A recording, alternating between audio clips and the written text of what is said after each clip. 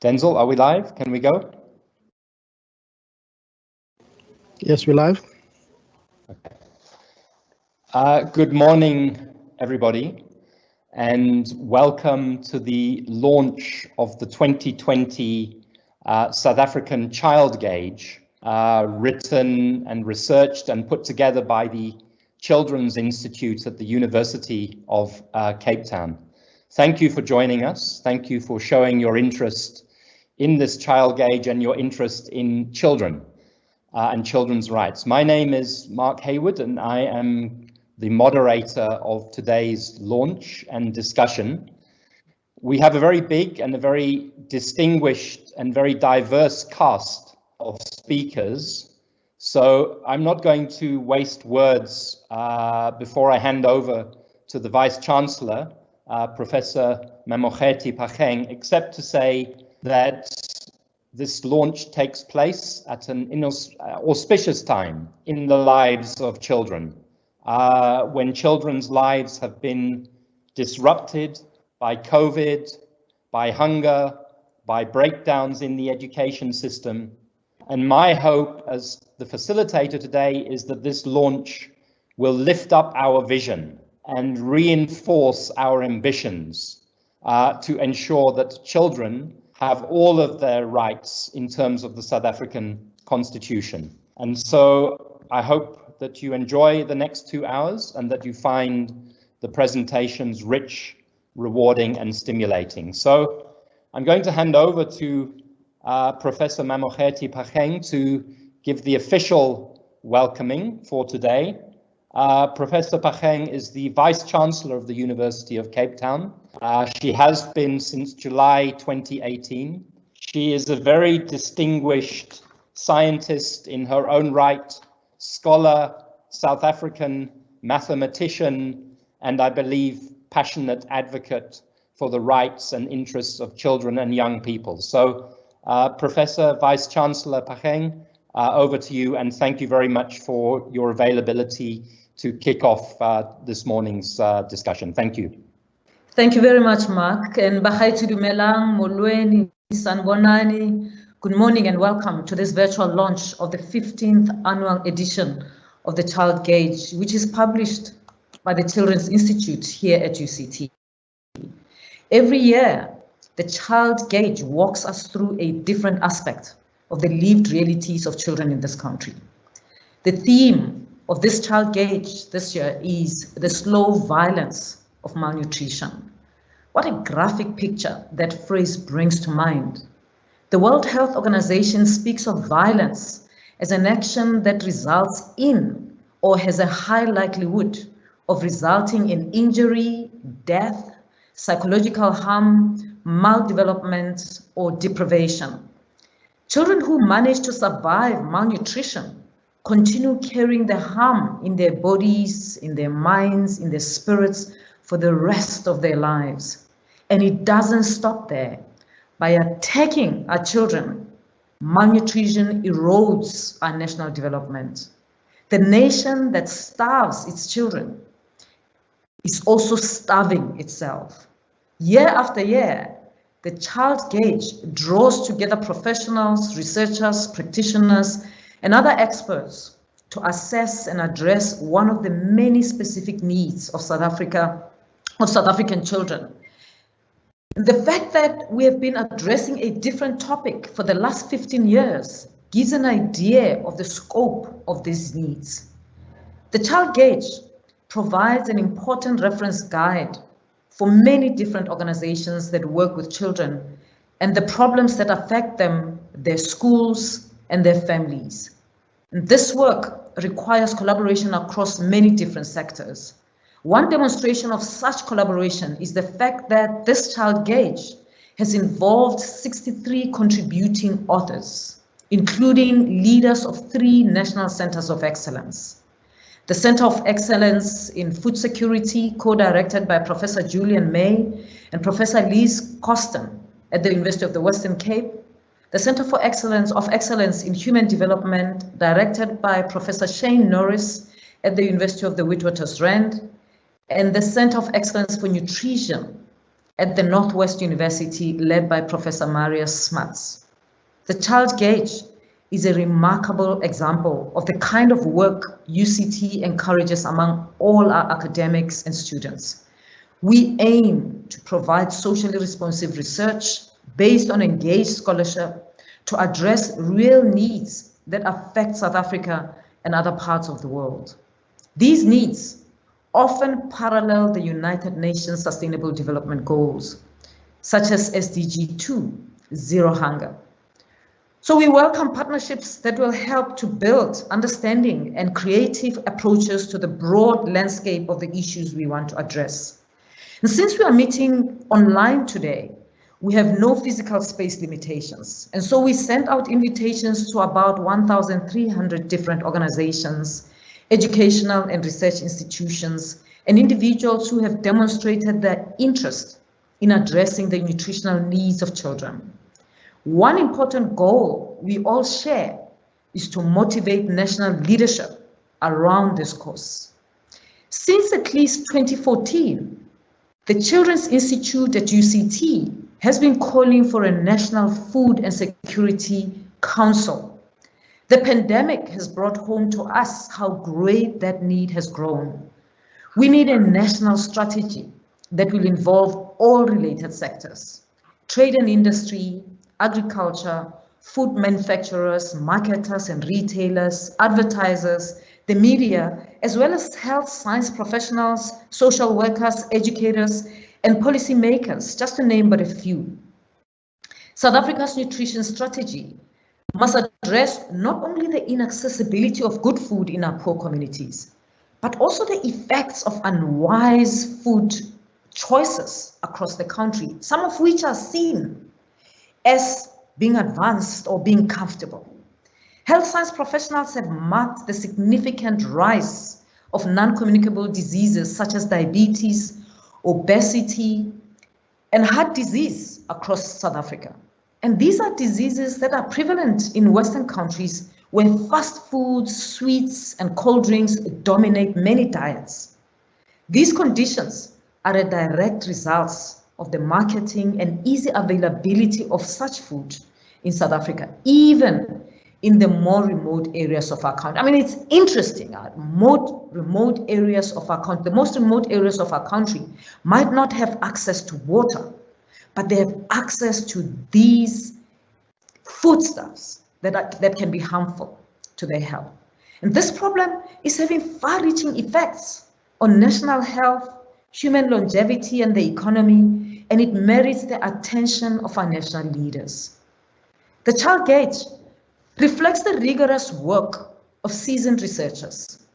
They contribute not just an academic understanding of their subject, but also their perspective from hands-on experience in working with children. Each of today's speakers puts a sharp and insightful focus on a different aspect of malnutrition. And we are grateful that you made your work available and yourself available to share it. Our honored guest speaker, South Africa's First Lady, Dr. Tsepho Motsepe, will tell you about the impact that nutrition has on early child development and education. You might not expect the wife of our national president to have first-hand knowledge of poverty and malnutrition, but Dr. Motsepe dealt with the effects of both conditions when she treated patients at Chris Hani Baragwanath Hospital in Soweto and Parirenyacho Hospital in Harare, Zimbabwe. Her experience as a highly trained medical practitioner includes practicing at the Vets Reproductive Health and HIV Institute in Johannesburg and chairing the Gauteng Health Department's Accreditation Committee. She is the patron of the Early Care Foundation, which works in disadvantaged areas, and of the South African Civil Society for Women's, Adolescents, and Children's Health. She is also a trustee of the Hospice Association of the Witwatersrand. I can think of nobody who is better suited to address this gathering on the slow violence of malnutrition. Dr. Motsepe, on behalf of UCT, I offer you a special welcome to this gathering. And I thank you for adding your distinguished voice to those of the 63 other experts whose work is reflected in this year's Child Gauge. I also thank each of you who is watching this online and all who help to communicate the Child Gauge's important message on behalf of the millions of South Africans who have no voice of their own to ask for help, our children. Thank you very much, Mark. Thank you very much, Professor Phakeng, for those important and inspirational words. I think you've done my job by introducing our next speaker, but let me just say how honored and privileged we are, Dr. Motsepe, to have you at this launch this year as the First Lady, but as importantly, as a medical doctor who knows and understands the issues, who has had your own hands and minds on the children and children's needs and knows what it is like for a child to be hungry or to be malnourished. We welcome you here as somebody who has worked in our hospitals and in our clinics, both in South Africa and in Zimbabwe, and as somebody who has a long track record of concern for children's rights and for children's health. So, Dr. Motsepe, we are looking forward to you. Professor Phakeng talked about the need to get the attention of national leaders, and we have one of our foremost national leaders about to speak. So over to you, and thank you very, very much for your time this morning. Thank you. Thank you, Program Director Mark Haywood, Vice Chancellor Professor Mamokgethi Phakeng, distinguished guests, ladies and gentlemen, colleagues, good morning. I would like to thank the organizers of this event for inviting me to deliver this keynote address. I'm very pleased to join you to lend my voice at the launch of the 2020 South African Child Gauge and Food and Nutrition Security for Children. In my various capacities throughout years of experience in health and development, the plight of children has always been very close to my heart. Long before the disruption of the COVID-19 pandemic, we as a country have been acutely aware that significant number of South Africans do not have access to sufficient food and go hungry on a daily basis. The extent of child malnutrition in South Africa has often been documented. It is with distress that we learn of the deterioration exacerbated by the COVID-19 pandemic and subsequent lockdown restrictions. Our child stunting rates show that we are lagging behind in nurturing our children. Stunting reflects chronic undernutrition and a lack of adequate food to promote optimal growth and development. Our National Demographic Survey confirmed that the proportion of children who are stunted has changed since 1993. The negative impact of COVID-19 has on household earnings and prices of basic food paint a very dim picture regarding any progress of addressing the chronic malnutrition of children. We salute the efforts and initiative of communities and society and civil societies that have embarked on to bring relief to the hungry. Whilst we acknowledge and thank the many organizations and individuals that have extended a helping hand, who need household, so much more needs to be done.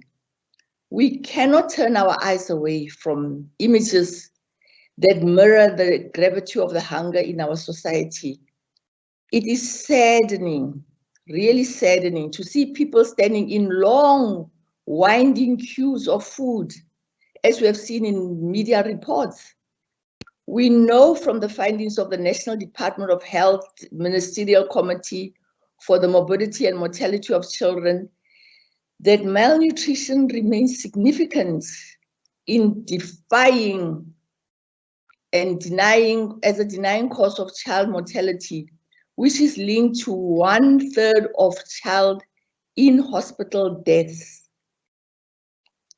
While we may be distraught by these hospital-based findings, the larger burden of malnutrition lies in communities or families, often hidden until later in life of the affected children.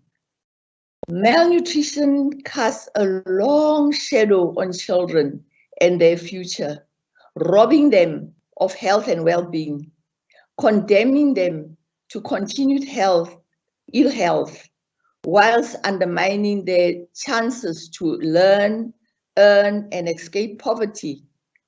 It is a slow violence against our children, and we cannot thrive as a country when our children are shackled to life of hunger and malnutrition. This was acknowledged by our first president, President Madiba, Nelson Mandela, when he said, quote, "Our children are our greatest treasure. They are our future," close quote. Our children's right to food is stipulated unequivocally in Action 28 of our Constitution, beyond health and development. Adequate food is fundamental to children's safety and security. Hungry children will go in search for food, leading them onto the streets and unsafe environments. Children who are hungry cannot concentrate and learn. Children who are hungry become vulnerable to negative elements who feed and manipulate them. Addressing hunger and malnutrition is not just a health issue. Hunger and malnutrition have negative social and economic impacts. Not enough food in the home has a negative impact and influence on family dynamics, and not having enough food as a community leads to instability and violence. The past year has exposed our food needs, the impact of the increasing cost of food basket, and the consequence of unprecedented circumstances that we have had in our lives in the past year. We need concerted efforts from society to respond to the need of our children, our citizens, and future leaders of our nation. We need our ministers responsible for the food and nutrition security of the country to uphold the commitments of our Constitution. We need to strengthen the food safety that has nets for our children, including the National School Nutrition Program and the Child Development Subsidy. Our campaigns for exclusive breastfeeding, our programs for food fortification and food supplementation, and our social protection policies. And we need these to be effectively implemented and adequately resourced. In line with the recommendations of the United Nations and the support of our own National Department of Health nutrition policy, prioritizing children's and safeguarding their food and nutrition security is imperative to protect their health, education, and well-being, more so now, given the negative impacts of COVID-19. Although the words of our president were directed towards our national efforts to contain the COVID-19 pandemic, they should also apply to our efforts to address the malnutrition. Much is being asked of you, far more than should ever be asked, and we dare not fail. Let us become that society that ensures that no child goes to bed hungry. I congratulate the 2020 Child Gate team for their hard work in documenting the plight of our children and food security and nutrition by providing the latest evidence. Thank you. Thank you very, very much, Dr. Motsepe, for your important words. As you said, we dare not fail. Our children are special in terms of our constitution, in terms of their rights to basic nutrition, their rights to basic education, to basic healthcare services.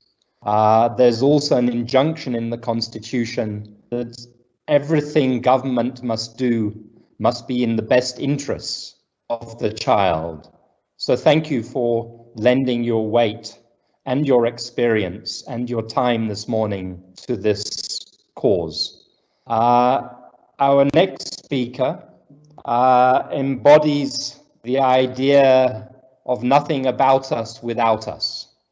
That if we are to work for children, we must work with children and with young people, and we must hear the voices of young people. So I'm very happy to introduce Liyema Salima, a learner. I can see that she's nervous, but I can also see that she's strong, an equaliser from the organization Equal Education, and a campaigner for quality education for children, to speak to these issues and to bring us that most important voice of young people into these discussions. So Liyema, thank you for taking time out of school, and the floor is yours. Thank you. Thank you so much for having me. Good morning. My name is Liyema Salima. I am an equalizer at Equal Education. If I was born to talk, then listen. Mamelani ilizwi lengelosi. And let my voice and my words be valued by the strings of your mind. Free your mind, Mfondini. Free your mind, Ntokazi. Listen to what is being said between me and you. Listen to the voice of reason and change. If and only if I was born to talk, then listen. With these words, I greet you all. Today, I will be talking about the experiences of hunger and the closure of the National School Nutrition Program, which fights hunger and malnutrition for more than 9 million learners from our poor and vulnerable communities. I believe that it is evident that the lockdown highlighted so many inequalities within our education system and beyond. And we as Equal Education have been advocating for many years. After having many conversations and running surveys with learners from different provinces we are organized in as the movement, we saw that feeding scheme came out as a widespread issue, affecting many learners across the country. As Equal Education, we then took the government to court because we wanted them to feed all the 9 million learners that relied on the National School Nutrition Program, because we all know that a learner cannot learn without being fed. They cannot concentrate without having food. And the closure of this program left us in poverty as learners, since in many of our households, maybe our parents lost their jobs, got retrenched, and they're now not able to feed us. This puts them at a very high pressure, and they feel like as though they've failed us as our parents. Well, that is not the case, because the DBE was supposed to feed us and gives us school meals, whether we are at school or not at school, because by doing this, they would be holding on to the commitment that they made when we took them to court and won a victory as Equal Education. So by not resuming the NSNP, the DBE is promoting hunger and malnutrition within our lives. And this is really sad for me as a high school going learner at Oakland's High School. I thank you. Thank you so much, Liyema. We all heard you. Your powerful words on behalf of young people. I failed to mention that you're a grade 11 student at Oakland's. school when I introduced you, and clearly a very committed student, as I can see from your tie with your drama club and lab assistant, and a proud young activist who takes the Constitution and rights and ideas of solidarity and sympathy and empathy very seriously. Thank you. All power to you and your... Thank you so much for having me. It is such an honor to be part of this meeting. Thank you, and good luck. And we hope that you'll continue and that you'll take today's discussions into equal education and to your fellow students. We're going to move on now. Thank you, thank you. We're going to move on now, still on the theme of voices from the front line. We now have a speaker who's going to focus on the question of mothers struggling to make ends meet during the lockdown. That speaker is Dr. Wanga Zembe, who is a senior scientist at the South African Medical Research Council, and whose research is focused on poverty and child health, and whose main interests are in these issues of social policy as it relates to poverty, inequality, health and well-being. So Dr. Zembe, thank you too for joining us today and bringing your perspective to this launch. I now hand over to you. Thank you. Thank you. Let me share my screen. I'm going to make a short presentation of findings from a study that we conducted last year during the lockdown to understand how primary caregivers of children receiving child support grant were coping. And just a quick disclaimer before I start, this is unpublished work which must be published, so please do not quote it. Thank you.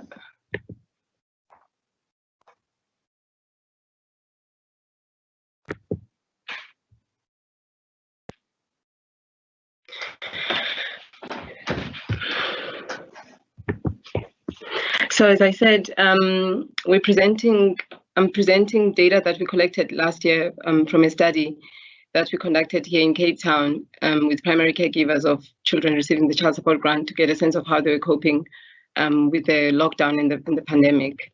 We conducted the study in Langa with 20 primary caregivers who participated in another longitudinal birth cohort study that we were running at the time. And so I'm now going to, what I really want to do with this presentation is to give us what the mothers said in their own words, share what they said in their own words as much as possible. And so one of the key themes that have been coming through the data is that when mothers contrast the period before the lockdown and the lockdown, they were saying that things were already very bad before the lockdown. They were already living very precariously. But with the lockdown, everything became much worse because they were not able to engage in the usual activities that they would engage in to bring in extra money. So they was experiencing far more frequent food shortages as a result. As one mother told us, food is finished. For instance, I did not go out to work this month, so food has run out. The groceries gradually run out until there is nothing. And they were saying that what was making things worse was that the lockdown forced them to keep children at home, and so the children were wanting to eat all the time as a result, and so food was running out much faster. As this other mother also put it, since they are home the whole time, they want food constantly, so it's not easy being on lockdown. And this was exacerbated by the suspension of the school feeding program that the previous learner just told us about, which meant that children were now at home requiring all meals for the day instead of requiring only a few meals. As one mother put it, it was difficult because of the children, especially because they have to constantly eat. The older one, when she was at school, it was much better. Now that she's home, I have to buy cereal for both of them. She used to get her daily meals from school. All I needed to do was cereal in the morning and send her to school. Now they are both home. I have to give all those meals. I have to buy more for them. It makes life difficult when people are at home and they are all struggling and are always at home. It creates tension and conflict. And in talking about how they were then coping with this much more severe lack of food, the mothers were telling us that they were having to regularly skip meals and ration their own meals and sacrifice other essential needs to make sure that their children had food. As his mother shared with us, when we cook in this house, my husband and I have to make sure that we only eat once a day so that the children can continue eating during the day and have more meals out of that pot. What's also come through very powerfully through the interviews is that women are the ones who've been bearing the brunt of the pandemic. They're the ones who have to hustle and figure out what has to be eaten. As this mother told us, yes, it is stressful. I'm the only one who must make sure everyone is fed. But in addition to having to hustle for food and make sure everyone is fed, they were also having to keep their male partners' spirits up, cheer everyone up, make sure everyone is happy, because they were saying their male partners were being depressed, feeling depressed by the lockdown and by the fact that they couldn't look for jobs or jobs were scarce. And so she said, men, they can't cope with feeling useless. This introduced tension in some relationships. And one caregiver told us that, yes, there is tension and conflict because we only have the one child support grant to live on. And men cannot handle having to rely on someone or something that is not his and that he did not work for himself. He prefers to work for his living. And what also further worsened the situation for mothers was that the lockdown meant that they could no longer rely on the usual forms of help and support that they would turn to before the pandemic. As one mother explained, who would loan you money at a time like this? No one has money to spend, no one has food.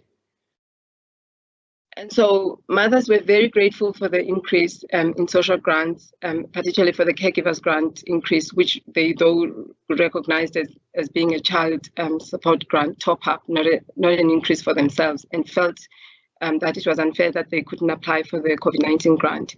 So they repeatedly told us that they needed further support, especially because of the sharp increase in food prices since the lockdown. As one mother explained, the increase did not really make much difference because at the same time, grocery prices increased at the stores we buy from. The increase really made no difference for us. We afford the same as we did when we had 400. I realized that I couldn't even afford Vaseline for the kids because every item has gone up. Mealie meal has gone up and all the staples. And finally, what's come through powerfully is that these mothers, the primary caregivers, feel that their situation of poverty exposes them unfairly to risks that other people are not taking, having to return to work or seek work when they felt that it was still unsafe to do so. This is as the levels of the lockdown were changing and decreasing. One mother told us that this was forcing them to choose between hunger and death, saying we should not have to choose between hunger and death just because we are poor. Other people are not having to make that choice. Thank you. Thank you very much, Dr. Zembe. I think you've just, in a sense, described the title of today's webinar, you've shown us the meaning of the slow violence of hunger. And I must say that I've often wondered, as somebody who's a journalist and a writer, how to describe the pain that people are going through, millions of people who aren't able to feed themselves or to feed their children, and to wonder what it means, how much actually you can buy with 365 Rand a month in terms of meeting the actual needs of children and of growing children. And what is meant by something that we heard about in one of the studies called shielding children, parents who shield children by eating less themselves in order to make sure that there is still food on the table for the children. And your very important research, I think, answers some of those questions. So thank you for doing the research and being available today and putting this in front of all of us. None of us can say we do not know and that we have not heard those voices. So Dr. Zembe, thank you very much and good luck with bringing this to publication. I'm moving on now to Dr. Mafico, who's the Deputy Representative of UNICEF in South Africa, the South Africa Country Office. And again, is somebody who has spent a long time working in the field of health, children's health, working in countries such as Zimbabwe and South Africa, and who therefore brings an important additional international perspective to today's discussion. So Dr. Muriel Mafico, the Deputy Representative of UNICEF in South Africa, over to you. Thank you very much for being with us. Thank you.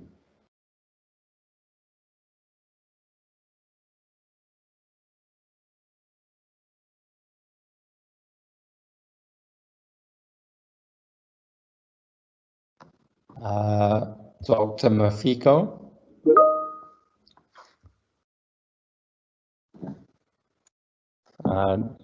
Everybody, just a moment while I try to establish the whereabouts of our speaker.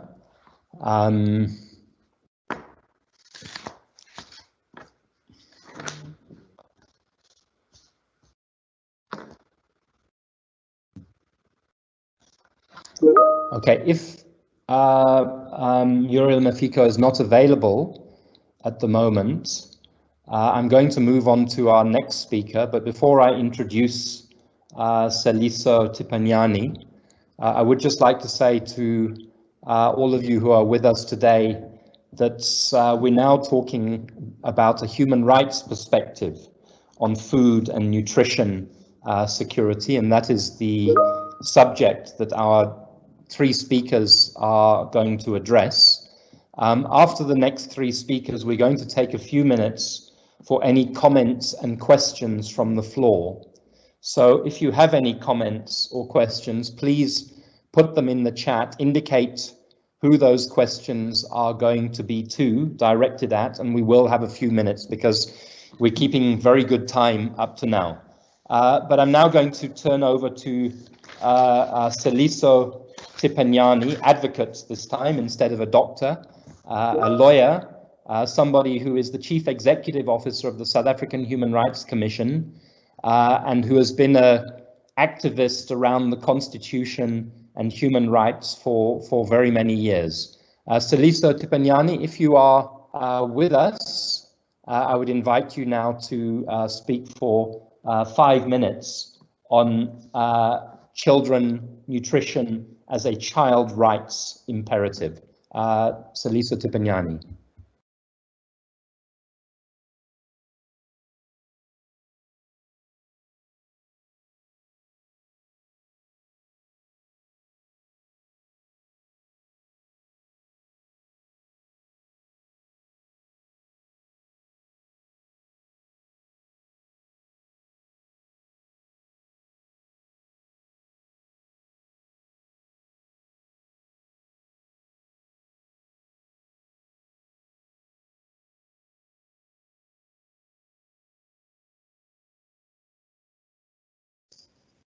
Mark, you're on mute.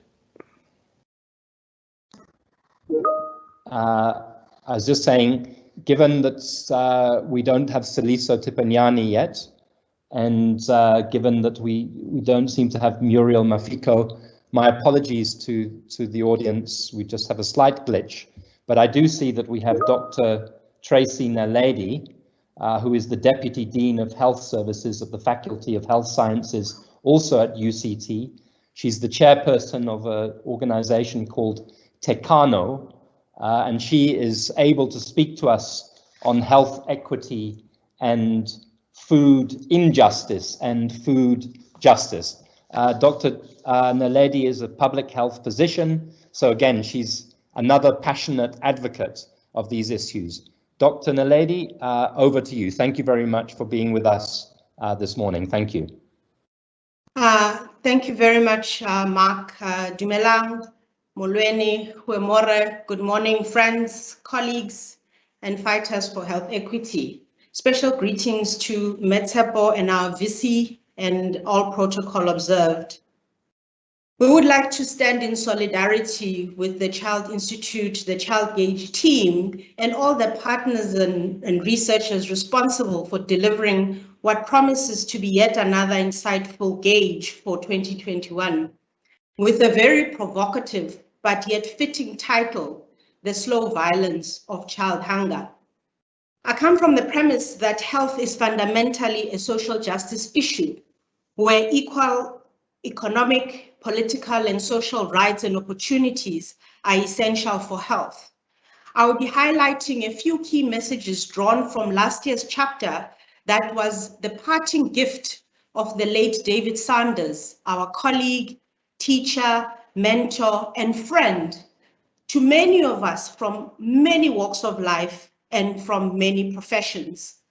David Sanders wrote about the triple burden of malnutrition in childhood in South Africa, highlighting undernutrition, overnutrition, and poor micronutrient status, for example, vitamin A, zinc, and zinc deficiencies. I'm so pleased that this issue is a core priority for this gauge.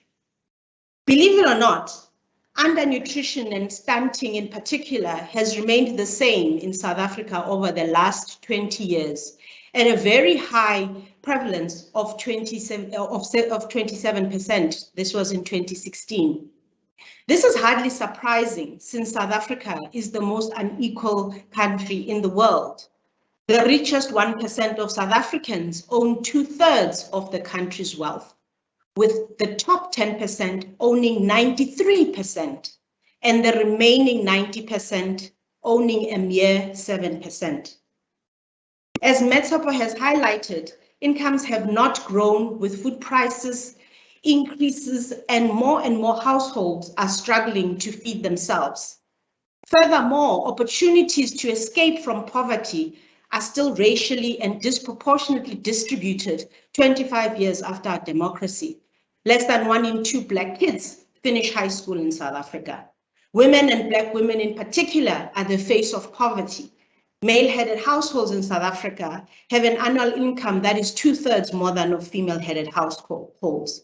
Much of women's work is unpaid, further entrenching poverty, poor nutrition in women, mothers that impact child nutrition and health. This was all before COVID-19, and as we've heard from Dr. Zembe, the situation is even worse, trapping even more women and children in poverty and hunger.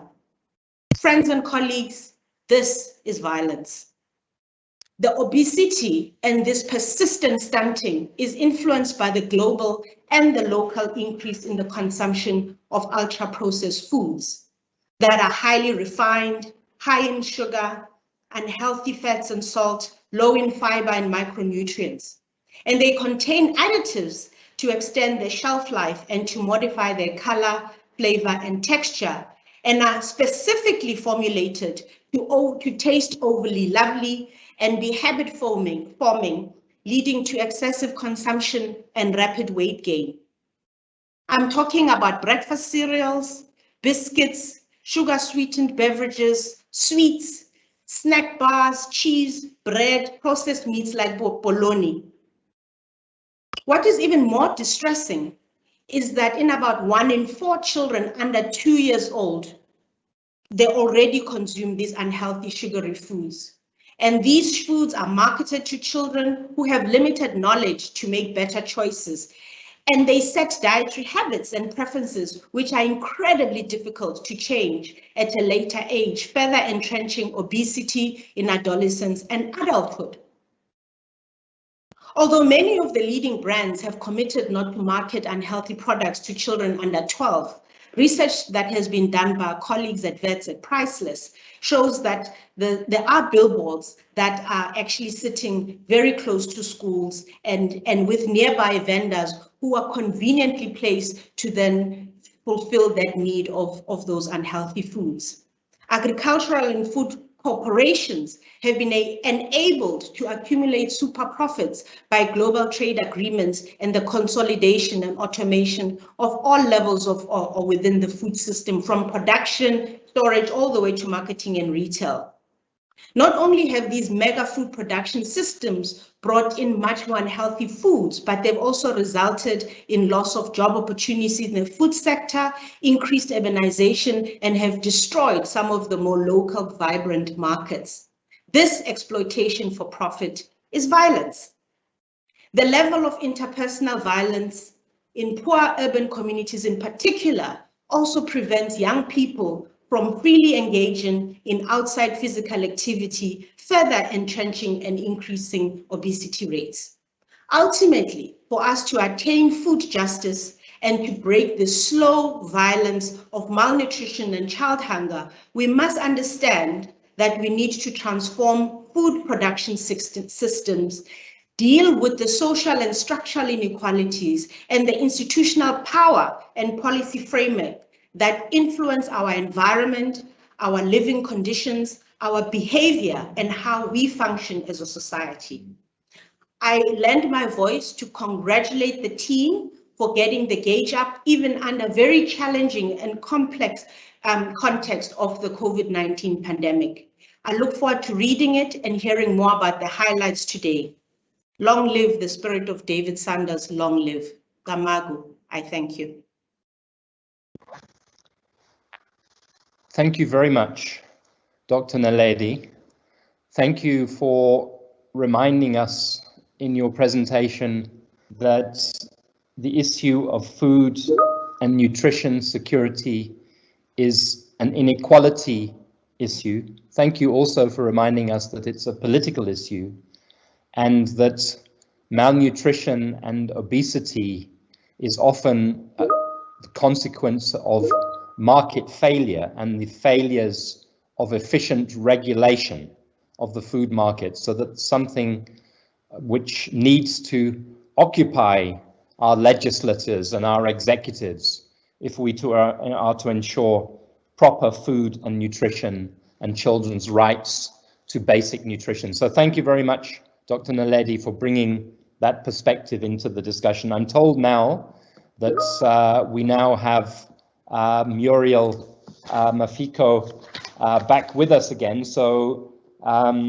Muriel from UNICEF, I did introduce you a few minutes ago. I'm very glad to see you with us now. Thank you for joining us this morning, and thank you for bringing the perspective of the United Nations and the international community to this launch and to this very important issue. So Muriel, I introduced you already, so I'm going to not take up any more time and hand straight over to you. Thank you for being with us.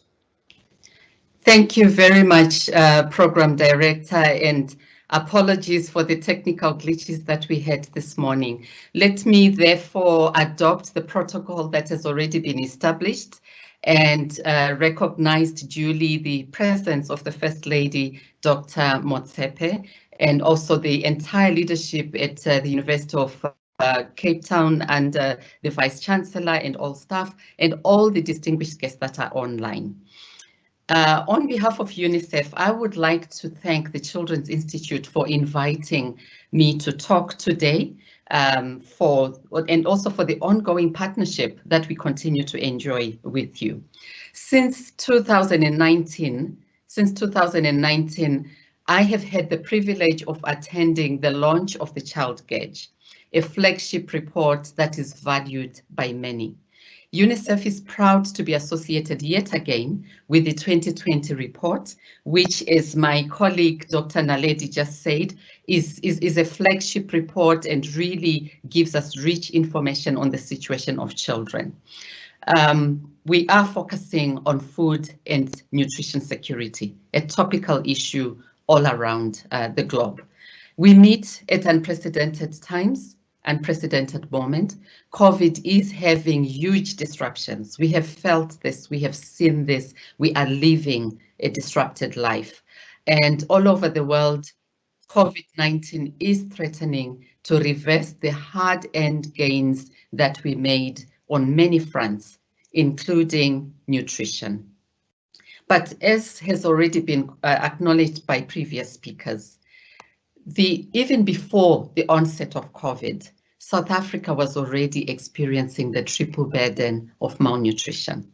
So the undernutrition, the obesity, the micronutrient deficiencies were real even before COVID. So what COVID has done is to simply magnify and amplify the vulnerabilities which already existed. And as we all know, the statistics are concerning. 27% of children are stunted. And although this is lower than the rate in other African countries in the sub-region, it is still high by international benchmarks. Sadly, for these children, they might not live to realize their full growth and developmental potential because of the irreversible physical and cognitive damage that is caused by persistent nutritional deprivations. The COVID-19 pandemic and the extraordinary measures that followed it revealed the ugly reality of the stark divide between those who have access to adequate, nutritious and affordable diets and those who do not. This was ably articulated by Dr. Naledi just a few minutes ago. Indeed, at the height of the lockdown in 2020, we all witnessed the long queues of desperate families waiting to receive the much needed food parcels. The closure of schools also disrupted school feeding programs, which are a vital safety net for millions of children in South Africa. Globally, COVID-19 is expected to increase the risk of all forms of malnutrition, and this also holds true for South Africa.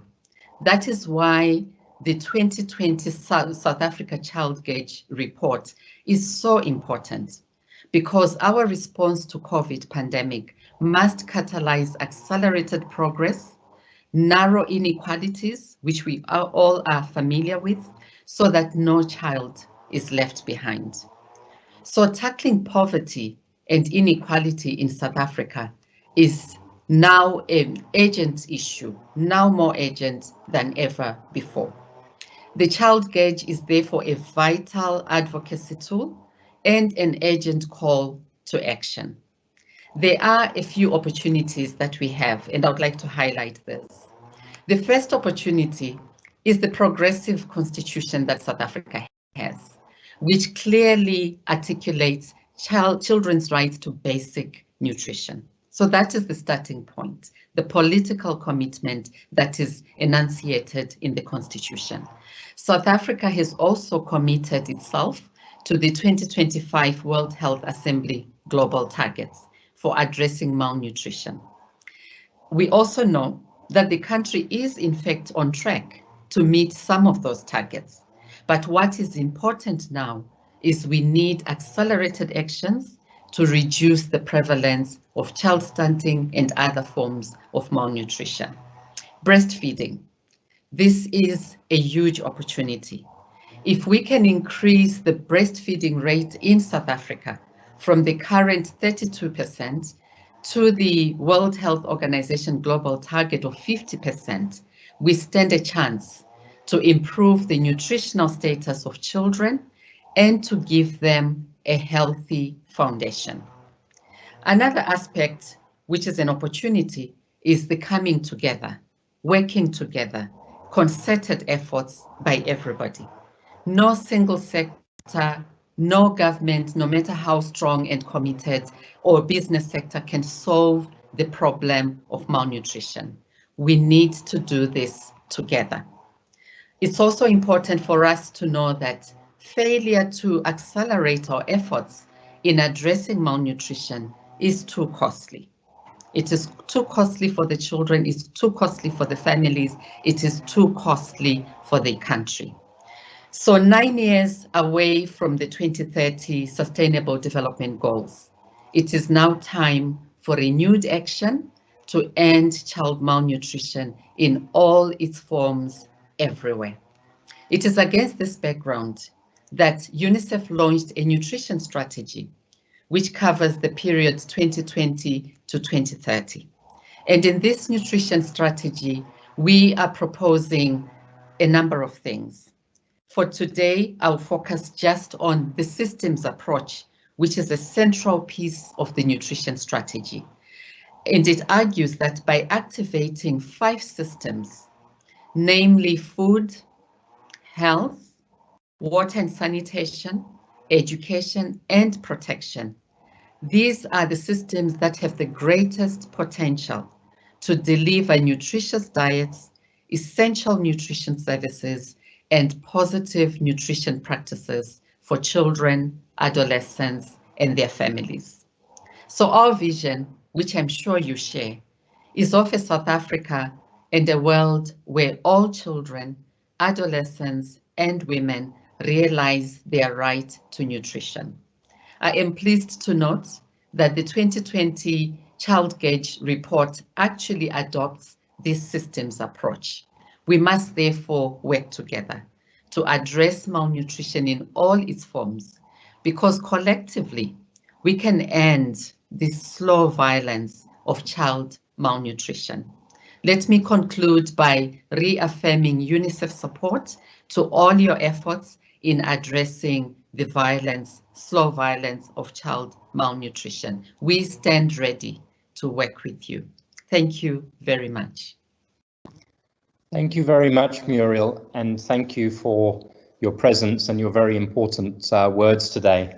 I heard you say that failure to address malnutrition is too costly, and with a national budget due next week on the 24th, I hope that our Treasury and our Minister understands that there is a greater cost to a failure to address malnutrition than the cost in investing in children. I also heard you talk about the Constitution as an opportunity and children's constitutional rights as an opportunity, and I think that gives us a way to segue to our next speaker, who is now here, Tseliso Thipanyane, the Chief Executive Officer of the South African Human Rights Commission, which is a Chapter 9 body in which we vest much of our hope for the Constitution and for making sure that the rights that we've been talking about this morning are protected and advanced. So, Advocate Thipanyane, thank you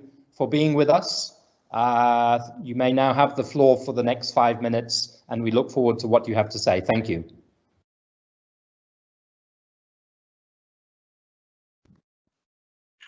Thank you, Program Director, and thanks to all the guests and participants, and also thanks to the Children's Institute for this very important report, especially at this point in time, with the impacts of COVID-19 on a wide array of human rights.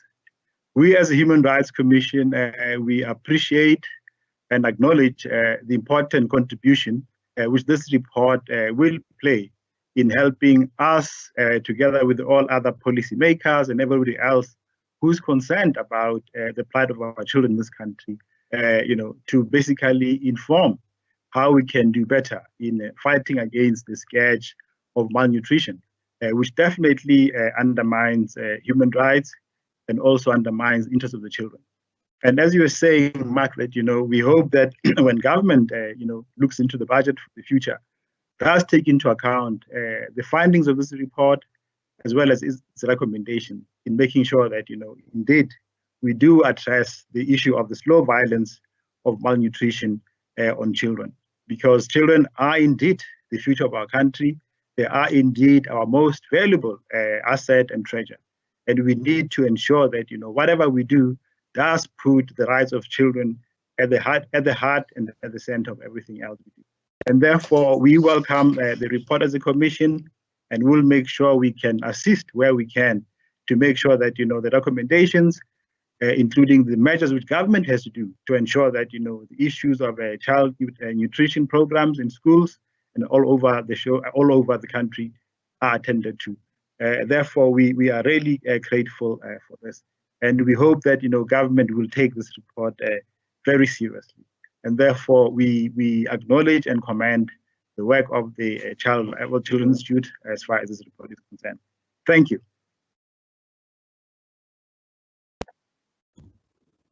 Thank you very much for that. And we're very pleased to note and to record that this report will be taken to the Commission and will be studied and acted upon. Thank you very much, and thank you for the work that you do at the Commission.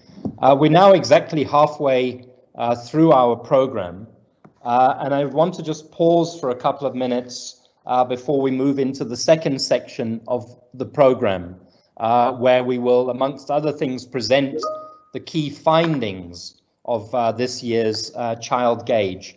Just to take a couple of questions. I think we can have 5 or 7 minutes for questions for people who've spoken in the first part of the panel. And I'm going to read some of the questions that I've seen on the chat line, the Q&A line, and then ask some of our speakers to come in and take those questions. So unfortunately, I can't always see who's asked the questions, but Anonymous asks, referring to Naledi's talk, what policies or regulations are required to ensure equal and fair food systems and policies are currently there? So there's a question to Dr. Naledi. There's a question from Shaida Omar that perhaps could go to Dr. Zembe or anybody else. Has violence increased in children as a result of food insecurity? And a similar question, has any study, it's also from Shahida Omar, has any study been conducted on the relationship between nutrition and aggression? Has any, Donna Jacobs, have any investigations taken place within the disabled community? A very important question, and the effect of malnutrition within this population. Those are 3 questions that I've noted up to now. Dr. Naledi, would you like to come back on any of those questions to begin with? Sure. Thank you very much for the question. And I think at the core of it is the need for our policymakers to be a lot more circumspect about what they allow the private sector to do.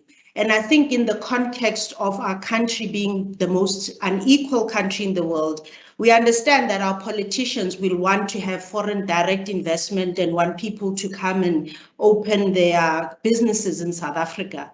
But I think what we're saying is that not all businesses are actually health promoting. You know, and the fast foods, and we've seen the huge malls that have opened in townships, and etc. If you look at the core tenants of those malls, it's the KFCs, etc., and all the outlets that are actually pushing these foods, and also around marketing. So I think all we are saying is that our policymakers not only need to look at the imperative of economic development, but they need to ask themselves, what does that economic development and allowing those opportunities for employment, which is good, what are the consequences of that, that they need to protect the population on? Thank you. Thank you very much. Dr. Zembe, if you're still with us, is there anything that came out of your research that would answer any of those questions that were just asked? Not especially not on violence, because of the nature of the study. We did telephonic interviews because it was during lockdown, and so the mothers we were speaking to were in the same room as their partners, as a whole family. So you could sometimes get a sense that there was something that that they weren't as free to talk openly about what you know, especially about issues around violence. We did try to probe a little bit around it, but it didn't really come through. Thank you. I think that relates to the question, another question that somebody asked: how can we get government to take a systems approach to funding food security and nutrition instead of regulating it to only food relief? What can we do about the increased food prices, even for healthy foods when processed? Food are often cheap and affordable to any vulnerable group. These are the type of questions that we are receiving. I don't know if Liyema is still with us and whether she would like to just reflect from the experience of children on any of the questions. If not, then I'm going to move on to the next section of this morning's set of presentations.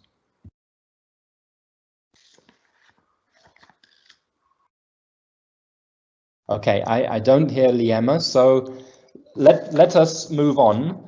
Let me also say before I move on that the question... Can you please repeat the question? I didn't hear you properly.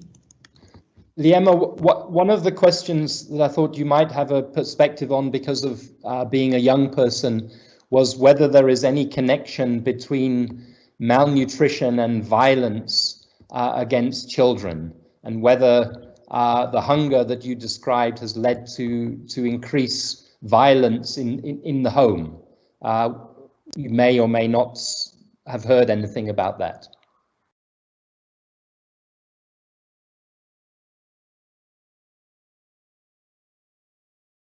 Liyema? I think I haven't heard much of that, but what I can do is start having conversations with some of my fellow comrades and equalizers to find out stuff like that.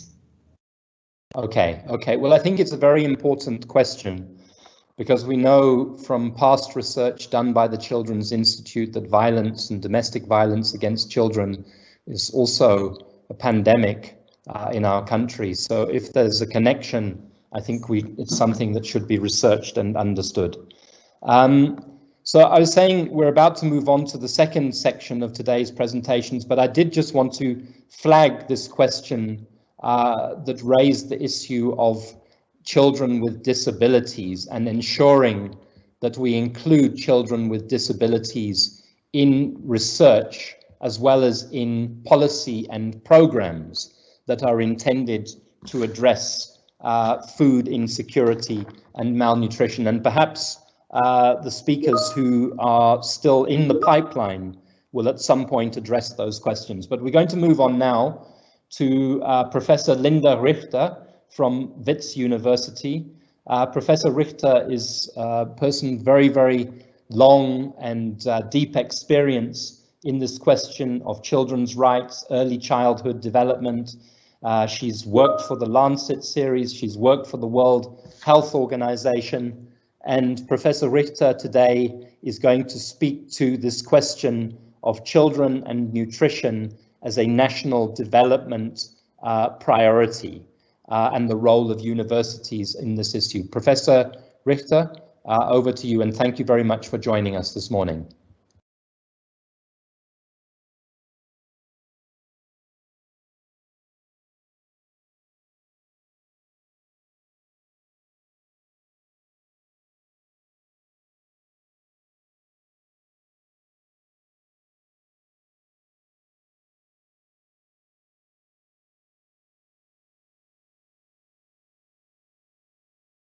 My apologies, but I just received a note saying Linda is not able to join us.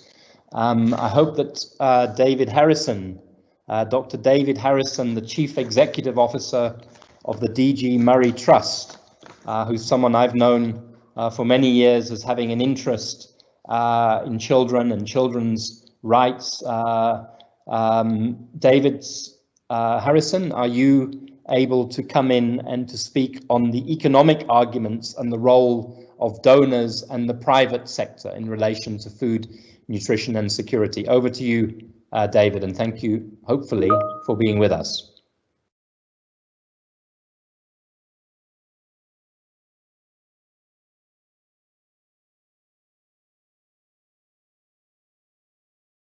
Again, I beg the pardon of everybody who's with us in the audience for these slight technical glitches. I'm told that David is with us, but I can't see him at the moment.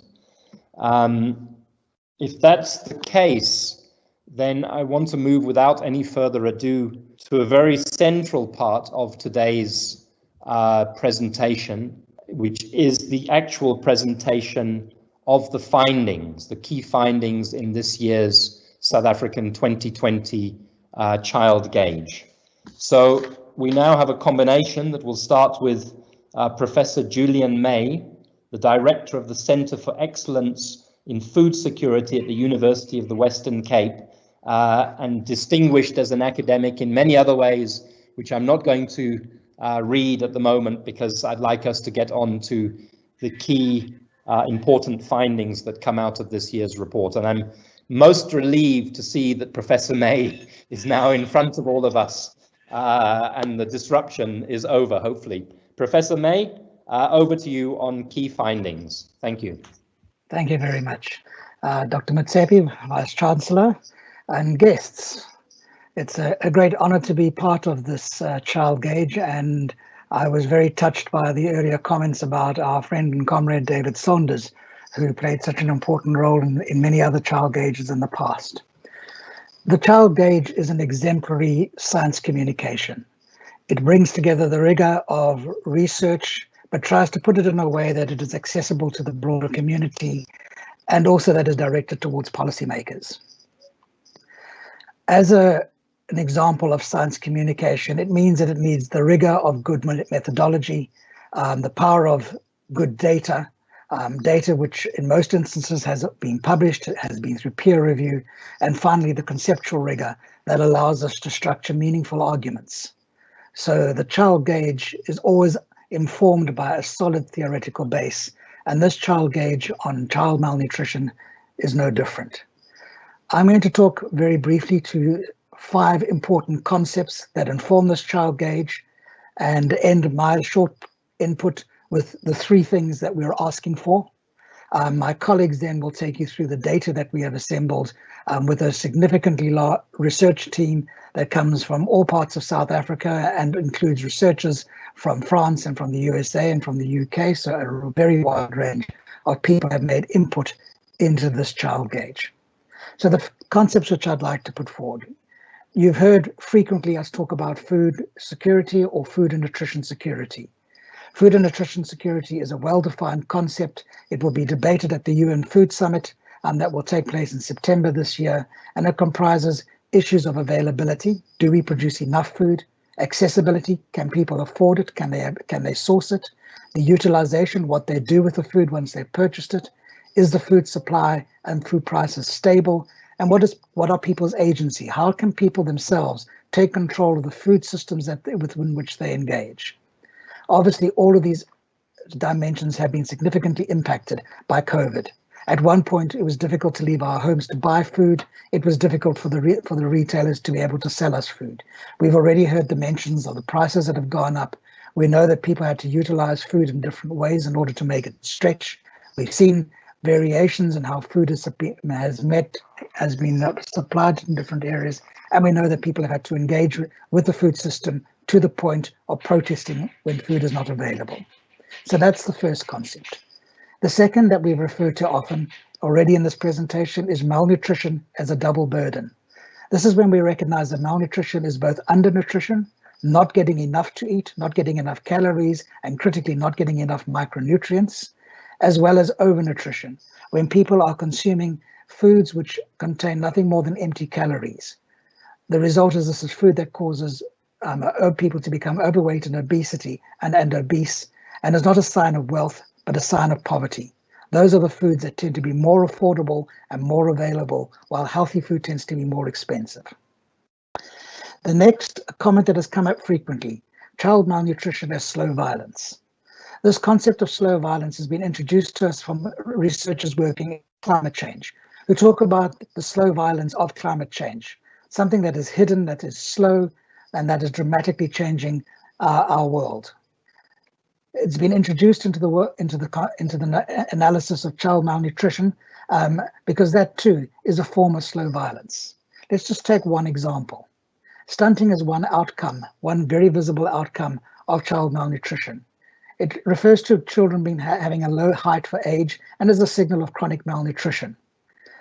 But underlying that are far more severe effects, issues of how the child physically develops, how the immune system of the child develops, its motor system, and its cognitive system. All of those are compromised when a child experiences a severe nutritional shock. Those also predispose a child to becoming overweight and obese in adolescence and as an adult, and that in turn predisposes the adult to be at higher risk of non-communicable disease, diabetes, hypertension, as well as disorders that are musculoskeletal, the actual changes in the body and the muscles due to being overweight. All of that tends to be referred to sometimes as South Africa having children that are short and fat. This further stigmatizes the situation of children that have experienced malnutrition, because it is a lot more than being short and fat. It is a compromised health system. The next concept that we've used is a life course as a way of identifying the drivers, the impact, as well as opportunities to address malnutrition. So we have opportunities throughout the child's life, from the time that it is a fetus to the time that it is beginning to graduate into adulthood. All of these are moments when we can do something. And lastly, what can we do? We're talking about the idea of double duties, where we're able to take policies and use these to address both forms of malnutrition, under and over malnutrition, as well as be able to think about how we can address other kinds of issues raised in the food system as defined earlier by our colleague from UNICEF, and simultaneously address goals of malnutrition. So what are we asking for? And I'll stop in a minute and allow my colleagues to take over. We're asking for three things which we think can make a huge difference. The first is to increase the child support grant, at least to the food poverty line. This would make a tremendous difference. The evidence shows very clearly that increasing incomes will have an impact upon child's nutritional status. The second is to implement the Food Council as it is envisaged by our National Food Security Plan. That is the Food Council that is multi-sectoral, that bridges different government departments as well as different sectors, private, public, and civil society. And critically, we would like that Food Council to include someone who has a child-centered approach. And lastly, we would like to see a roadmap developed by government, a roadmap towards how we will achieve the obligations that we have as a country in our constitution, particularly in section 28(1) C and D. Colleagues, I'll now hand over to the two co-editors. Thank you.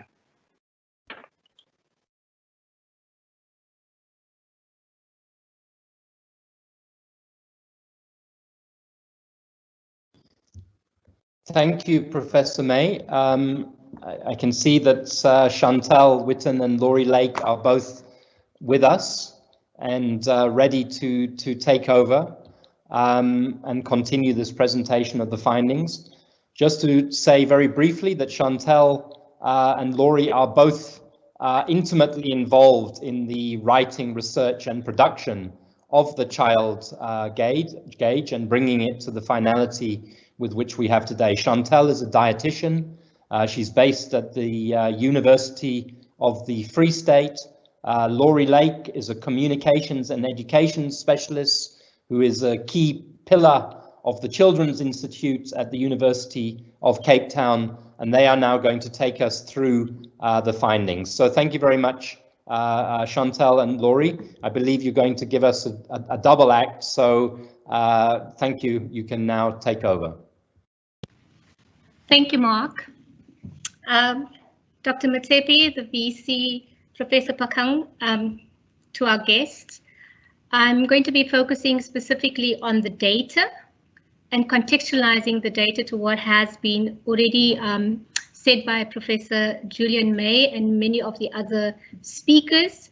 So what I want to focus on particularly is this idea of slow violence from the data point. And you will see that already in 1999, when we had our National Food Consumption Survey, we already knew that stunting was a problem affecting 25% of our children. However, in 20 years, we have not been able to change that statistic, which now stands at 27%.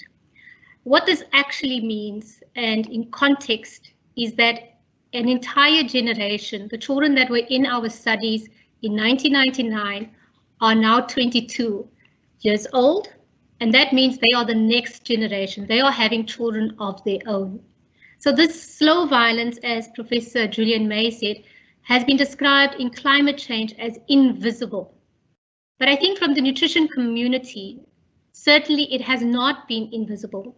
In fact, Professor David Saunders did work in the Eastern Cape in the early 90s, looking at children who were admitted for severe acute malnutrition at hospitals in the Mount Frere district.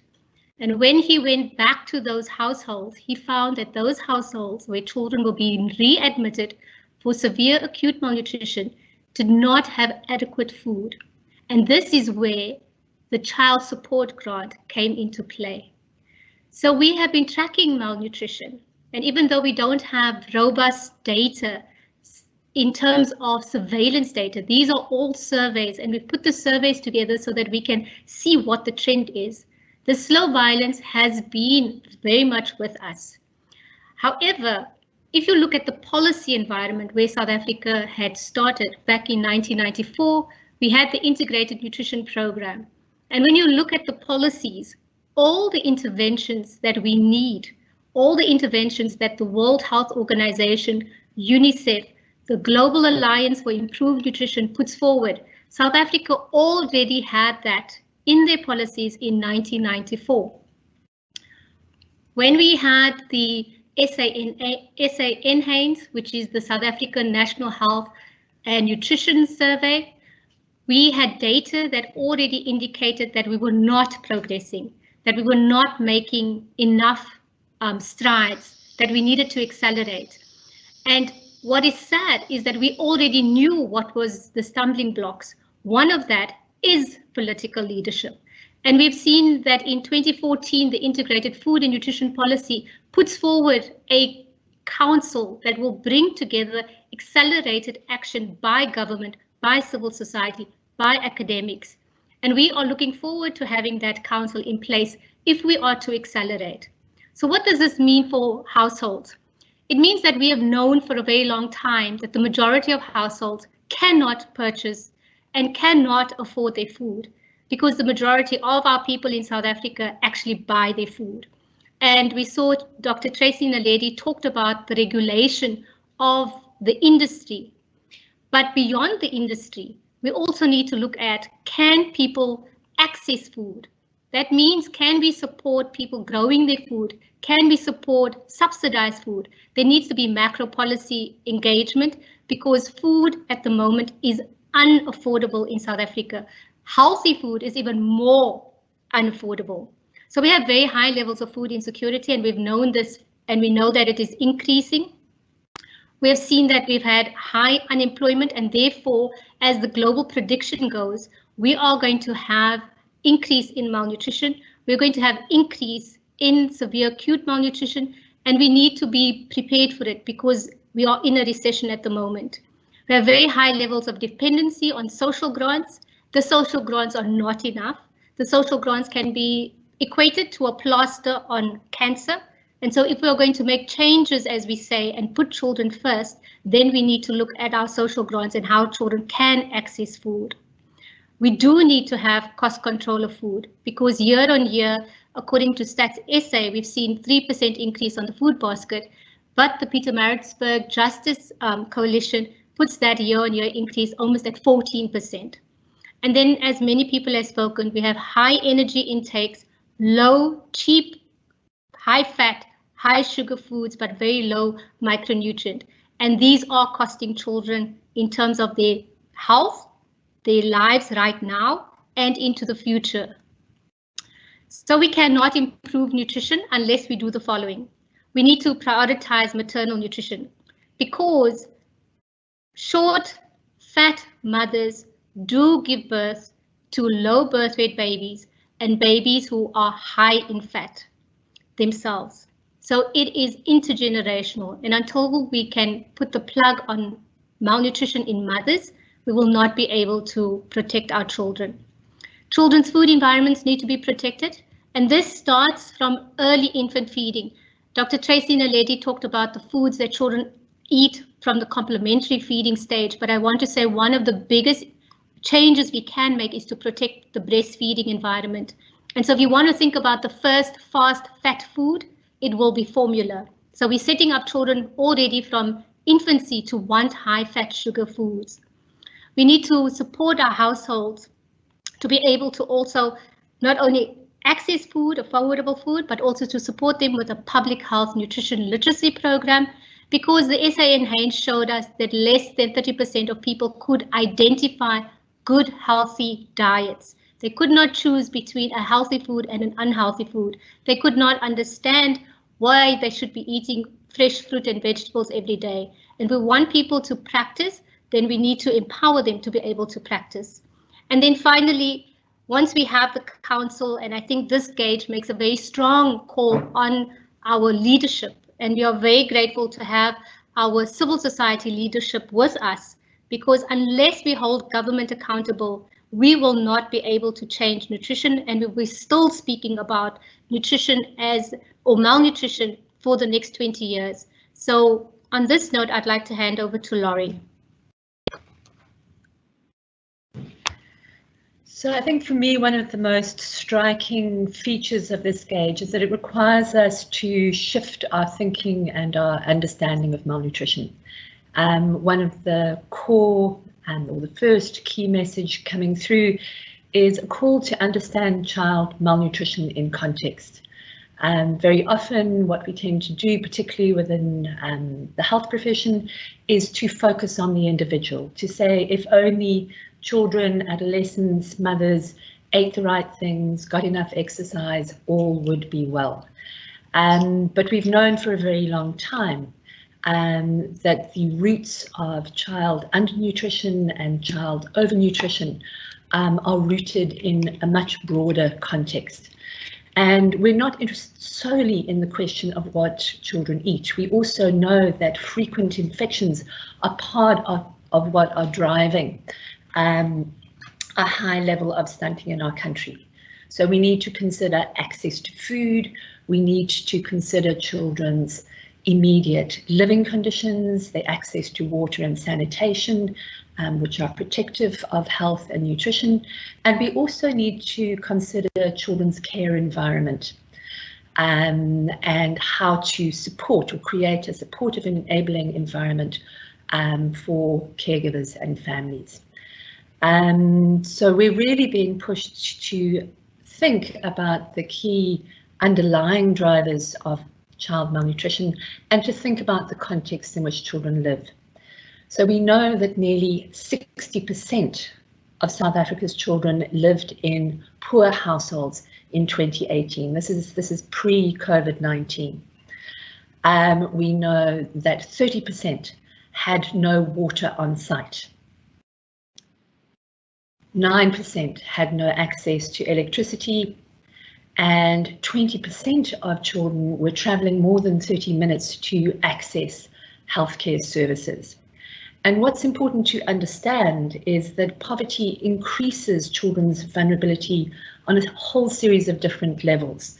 So these patterns of disadvantage tend to concentrate on children in the same households with a cumulative effect across the life course, causing lasting damage. The second key message coming through the gauge is the need to recognise the impact of malnutrition across the life course. We've talked, or Chantell has talked very clearly about the need to intervene early in terms of maternal nutrition, but in fact the gauge is asking us to intervene even earlier still, to think about the adolescent girls who will become the mothers of tomorrow and to invest in their nutrition and health. We know that inadequate food, health, care and frequent infections are what are driving the high levels of stunting in children, but we also know that rapid growth combined with a sedentary lifestyle and foods low in nutrients, high in sugar, salt and fat are driving this obesity epidemic across the life course. And we are paying the price for that in terms of the growing epidemic of NCDs, and those very same NCDs are what are making our most vulnerable women, exposing them to the ravages of COVID-19. So it matters for child health today, it matters for the adults that they become tomorrow, and it matters for the next generation of children. So the child gauge is really calling for early intervention, but also sustained intervention across the life course, to make use of every single opportunity that we have to enhance children's nutrition and health, but starting early in pregnancy, paying particular attention to the nutrition of infants and young children in that first 1,000 days of life, which is a period of rapid physical and cognitive development, but also pulling that attention to nutrition through into the care and protection of older children and adolescents. For example, through ECD programs and the National School Nutrition Program. And Julian has already alerted us to the need to adopt double duty actions. This means that when we put interventions in place to address stunting or child poverty, we need to be taking care that we don't at the same time increase children's risk of becoming overweight and obese. And the World Health Organization has identified 5 key actions that are central to a double duty approach. These include the need to invest in maternal nutrition and antenatal care, actions to optimize early nutrition in the first 1,000 days period, a particular focus on supporting and promoting exclusive breastfeeding, and that needs to extend beyond healthcare facilities into the community, into the workplace, in order to support mothers to continue breastfeeding for that full first 6 months of life and then beyond. And we need to critically interrogate our school food policies and programs and to ask questions about the quality of food we are providing. And last but not least, we need to introduce regulations that clearly protect children from the marketing of harmful foods and beverages. So in a sense, what we're doing with this issue of the gauge is we're calling on government, civil society and the private sector to put children at the heart of the food system. We know that all children need a balanced diet that is diverse, that is nutrient rich, and we need to ask ourselves, are these foods available, affordable, desirable and sustainable, particularly in a situation such as COVID-19 or any other humanitarian crisis. And then we need to harness the efforts of the healthcare service, schools and ECD programs. We need to interrogate the kinds of foods that are available in shops and restaurants. We need to really engage and intervene to limit some of the harm that is being caused by the agri-food industry. We need to not only strengthen our social protection system, but find ways to simultaneously increase employment and ensure that women's care responsibilities are factored into that equation. And we need to put children at the very heart of our COVID-19 response and recovery plan. It's been incredibly clear over the last year that children have not been seen, have not been heard, have not been the primary consideration. And when we talk about slow violence, we're also talking about the play of power, the way in which children are excluded, are rendered invisible, are rendered silent. And I think one of the things we're calling for today is for government to stop and to listen to the needs of our children. So just in closing, I'd like to dedicate this issue of the South African child gauge to South Africa's children who have been bearing the brunt of the COVID-19 pandemic, and to all those who have worked tirelessly to ease their plight over the last 12 months.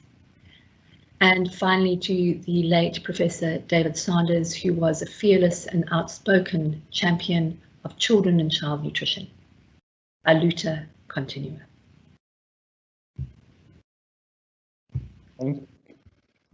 Thank you very much, Laurie, Julian and Chantell, for your very, very informative presentations. The child gauge is always a fantastic resource for researchers and for activists. And this year's child gauge, with its focus on food, nutrition and security, looks like it will be very, very useful and helpful to many people going forward. We've heard you about children not being considered, about children being rendered invisible. And the next speaker was due to be Mr. Thulani Masilela from the Department of Planning, Monitoring and Evaluation, who's going to, great, fantastic, who's going to speak on the government's response and the need for intersectoral collaboration. We've heard quite a lot by quite a number of speakers this morning about this thing called the Food Council, which many, I'm sure, in the audience will want to know more about, and questions have been asked about. So we're very, very grateful that Mr. Masilela from the DPME is with us to respond to the report and to give us a government perspective. So Thulani, over to you, and thank you for being part of this webinar today. Thank you. The moderator, Dr. Haywood, the Vice Chancellor, Prof. Phakeng, the First Lady of our Republic, Dr. Motsepe, all my colleagues, and Dr. Naledi, who's transitioned from public policy making to academia, and all the researchers. Good morning, and thank you very much for this opportunity offered to us to respond to this very beautiful publication that has been launched today, its findings, as well as to what all the speakers have raised. Colleagues, we really welcome the Child Gauge 2020 and the theme that it carries about the slow violence against children. We also want to congratulate the University of Cape Town, the Children's Institute, and all the partners who collaborated in producing this. There's one thing that we have really enjoyed as the government of South Africa. The University of Cape Town didn't bring us at the end to see a polished product being launched. The university has been working with us from the time that the draft chapters were produced, requesting our inputs, and also our concurrence with some of the findings, which we have done.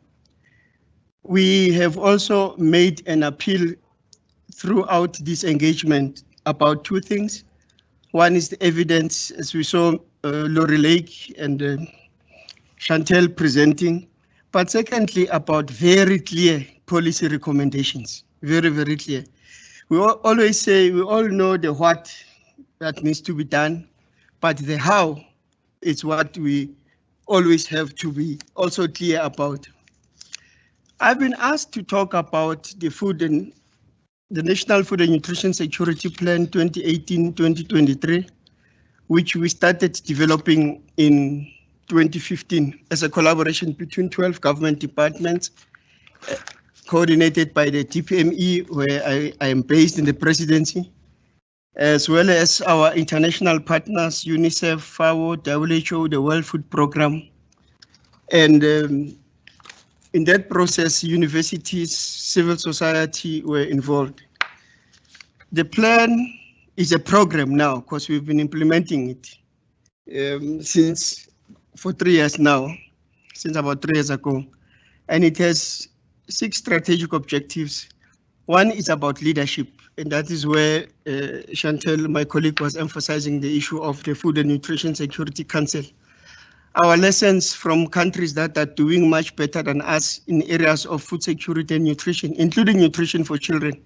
That is Brazil, Colombia, Malawi, Mozambique, and Malaysia, is that they have very strong leadership for food and nutrition security, and it's something we're taking on board and advancing the establishment of the Food and Nutrition Security Council, not only at the national level, where it's going to be chaired by the Deputy President and included in the IMC on poverty, but also at sub-national levels where provincial premiers will have to do a similar structure and provide leadership.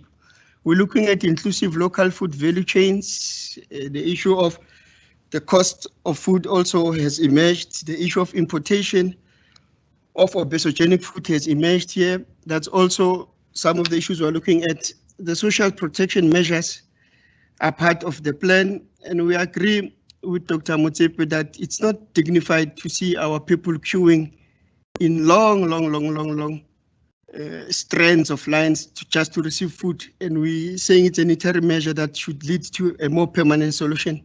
We're looking at high impact nutrition interventions targeting children, influencing people across the life cycle to make informed decisions through a strategy, an integrated communication strategy, and finally, we are about developing an M&E system. There are many areas of progress that I can report, which we have made on. since we started 3 years ago. But I think the theme for today is really about acknowledging that we still have a challenge. It has been characterized as a triple challenge, a triple burden of malnutrition. But fortunately, there are also triple actions that have come up in this child cage for addressing the triple burden of malnutrition. So the government of South Africa welcomes this publication. It welcomes all the issues that have been raised today. And we're happy that Ms. Laurie Lake has agreed to come and present in a more detailed manner the findings of this presentation to the government. 12 government departments will be in attendance with our local and international partners, as well as some of the colleagues sitting around the table, where we are going to really focus on the recommendations that are coming through and how they can be taken on board. And the publication of this child gauge also comes at a very timeous opportunity. We are about to review our midterm review of our National Food and Nutrition Security Plan. So the review is aimed at enhancing the plan and also implementing and incorporating new strategies. So the recommendations of this gauge are going to become very, very helpful. Finally, Dr. Haywood, 7 days ago, we had a State of the Nation address. And the president said, this SONA is not about promises, it's about reporting on the past commitments made. And he spoke about the scourge of gender-based violence and the 12 billion allocated to address it. Then he said, equally so, we need to give attention to issues affecting children, including improving school readiness, its planning and funding, protection against preventable diseases, and reducing violence against children. That's what the president said 7 days ago. And definitely the issue of malnutrition, as this gauge says, falls into this rubric of violence against children. Thank you very much, Dr. Haywood. We welcome the publication. We will incorporate proposals and recommendations that come from it to improve the health and the nutritional status of the children of South Africa. Thank you very much. Thank you very much, Thulani Masilela, for your very important input today and for prioritizing this question of children and particularly child malnutrition. I wonder, Mr. Masilela, before you go, because there have been a number of questions, whether you would address this issue of the multi-sectoral food council that was raised in presentations and in questions, and just brief the audience on what are the plans in terms of establishing it, but also its terms of reference and intended purpose. So the terms of reference of the council, and I said it's at 3 levels, national, provincial, and district, is to provide leadership for inclusive responses to issues of malnutrition and food insecurity in the country. And we always say commitment is measured in terms of resources. So the first point is to ensure that in the budgets of governments at all levels, there's a visible commitment to addressing the scourges we're talking about today. And then there's the issue of social mobilization, whereby in all the public expecting to hear what they intend to do to address issues of food insecurity and malnutrition, particularly affecting children. And we expecting this council to meet at least 3 times a year as a minimum at the national level, and then at the lower level to meet even more frequently. But to ensure that we don't overburden provinces and districts with creation of structures, we said this can be part of the existing structures on condition that issues of malnutrition and food insecurity are standing items on all the agenda. So at the national level, the approach is that it will be incorporated. There's already an IMC interministerial committee that is chaired by the deputy president. So issues of poverty, unemployment, inequality, we know they are linked to the issue of malnutrition. So that is the approach that is being taken, so that the response is comprehensive rather than fragmented. And then in the provinces, it will be the premier's offices, and at local level, the district mayors. There's been some, initially, there was some inertia in the establishment of the structures because of the cost implications of the plan I was talking about. The plan was costed, and the amount of resources that were committed were sort of a deterrent, but the commitment didn't wane. We thank FAO. FAO, the Food and Agriculture Organization, is working with us, and they have been since the onset. So what they are going to do now is to look at the existing pockets of funding within government to say how much is already in the system, rather than us requesting for more resources. Perhaps we do need more resources, but not at the level at which it's currently thought. There are pockets of resources that currently exist, but they are not line items that say nutrition or malnutrition. So we are going to be discovering that. And yeah, let me pause there, Chair. Thank you very much, Thulani. That's very helpful information. Could I just ask one last question before I move back to the presenters with a couple of questions? What would be the timeframes for establishing this councils? Because what I've heard from you and what I've heard from all of the presentations is that these problems that are reported in this issue of the child gauge are very real and very immediate and needing urgent attention. Is this now a priority to set it up as a means to bring into effect these interventions? Yeah, thank you for that follow-up question. Actually, you've given me an opportunity to explain that at the level of technical officials of government, this work has not stopped since 2015. So there is a technical team that is working, targeting 33 districts, which are the poorest of the poor, with a set of interventions from agriculture, health, social development, and other departments, water and sanitation and so forth, working with our partners. So as officials, we've been implementing this plan, which that's why I said it's no longer a plan, it's a program. So the council will sit about the technical work that has been done by government officials working with other sectors of society. So this work hasn't stopped. From 2015 to 2021, it's continuing, but we are now saying we then needed formal political leadership at the structure. We've reported to cabinet, we've reported to parliament, but we want this structure to formally coordinate at the political level. But at the technical level, work is ongoing. So the councils should have been established at least by 2019, but we are saying the IMCs have been there, like the national one. It's been carrying this work on. It's at sub-national level where we want to focus in 2021 and going ahead. The response cannot be perfect at a national level, but sort of weaker at sub-national level. So yeah, as technical officials, we've been doing this work. We are continuing. Thanks, Mark. Thank you very much.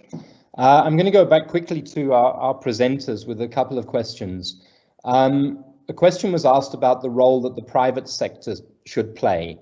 A lot of the focus today has been on government and on rights, but we haven't really talked about the role of the private sector. So perhaps that is something one of the presenters would like to come back to. There's also an important question, again from Shahida Omar. Increasing child support grants is critical, and there was a specific call, I think, made by Professor May that child support grants should be increased to the level of the food poverty line. Sorry, but I've just lost the question. My apologies.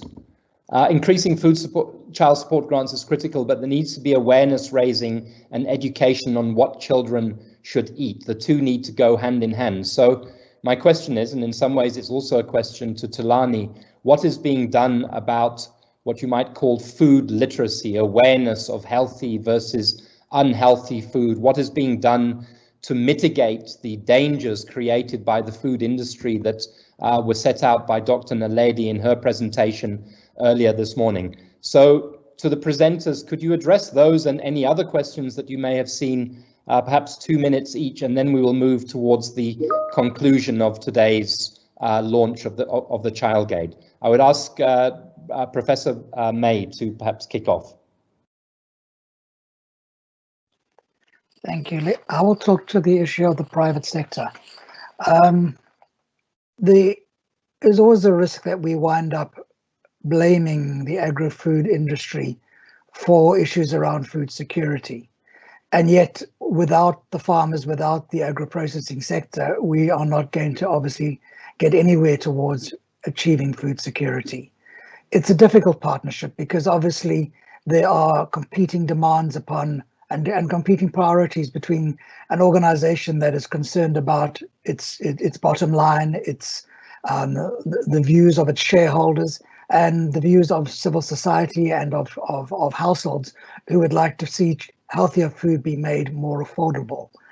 But I don't think we can avoid this difficult partnership, and I think one of the reasons for the repeated calls for the Food Council is that it can allow the opportunity for a safe environment, a safe space in which we can negotiate how to achieve food security, but without undermining the agri-food industry. So I think that is the first thing. I think something else that can be considered in, we've had quite a lot of success with setting up communities of practice, which bring together different actors again into an environment where there can be frank discussion about how best to link the different needs of the private sector and of households. And then there are issues of regulations, which I don't think we can expect the private sector to self-regulate itself across a whole range of things. And this is as much to do with child malnutrition as well as issues of food safety. In the pressure of that 2 years back, we were facing a listeriosis outbreak, and a lot of that to do was the breakdown of the food industry in terms of managing its own food safety regulation. Let me pass to Chantell, who I think can talk more specifically about some of the regulatory issues that we could pursue more vigorously. Thank you. Thank you, Julian. So yes, we do have success stories of where we've had partnerships with industry, and I think that's why the council is so important, so that we can raise these at a platform, as Julian says, in a safe space, but also not have industry pull us by the nose. So in the context of the infant and young child feeding environment, we know that regulations R991 came into effect in 2012, and we saw a dramatic increase in breastfeeding rates in 2016. And that's because the industry had control, or we had control over where industry was having its influence. We know that industry is not just about food on the shelves. It's also about how they engage with professionals, how they engage with the health profession, how they use the health profession to actually deliver their messages and use the health profession as an extension of the marketing. And so we need to start thinking about how we can protect children from that, I guess, manipulative way where industry has been doing it. We also need to know that if we're going to make affordable foods, industry has to come to the party because we work in a free trade environment. And so, again, the council is important to have these discussions. As far as the public health nutrition literacy program goes, many other countries such as India, America, they have got, and the only example I can use now is HIV and COVID. A large-scale public health literacy program will help people make choices. There's a big push to have front-of-pack labeling so that people can make a decision. Is this too high in sugar? Is it too high in fat? But you can't expect people to make good decisions if we're not helping them with information, communication, to empower them to start making those choices. So government has to invest in nutrition. We cannot keep saying stunting is a problem and we're going to accelerate if we don't put in interventions, large-scale interventions, and that's what we need. And that's what this child gauge raises, is that without these investments, we are not going to be able to save children's lives or children's brains. Thank you. Laurie, would you like to add anything? Yeah, I similarly would like to support the call for great.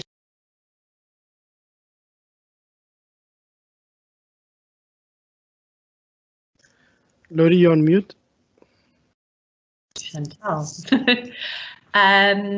Yeah, I would like to support the call for greater engagement with the food industry in order to create a healthy food environment. Similarly, the call to link social assistance with nutrition education. And also just to recognize that we're dealing with a global food industry, and it becomes incredibly difficult for national governments to hold these massive transnational food companies to account. So there has recently been issued a general comment by the UN Committee on the Rights of the Child, calling for governments to really step in and intervene to protect children from harmful business practices. So certainly one of the calls coming out of this gauge is for government to, in a sense, intervene much more directly in the market in order to protect children's health. Thank you very much, Laurie. We're almost out of time. We were scheduled to finish at 12 o'clock, but I see that we've been joined by Dr. David Harrison from the DG Murray Trust. And given that the question about the role of the private sector and role of donors is one of the questions that has just come up in the discussion, I'd propose to welcome David. Welcome, David.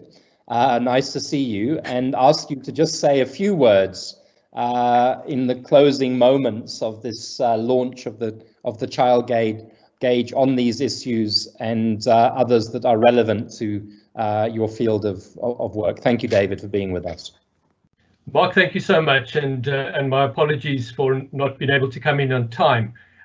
So I haven't heard the few last words of the discussion, so forgive me if I repeat it, but perhaps let me just dive straight in to what needs to be done first. And I'm sure it's been said, but clearly what the first thing that needs to happen is for government to state clearly how fundamental good nutrition is for economic growth and development.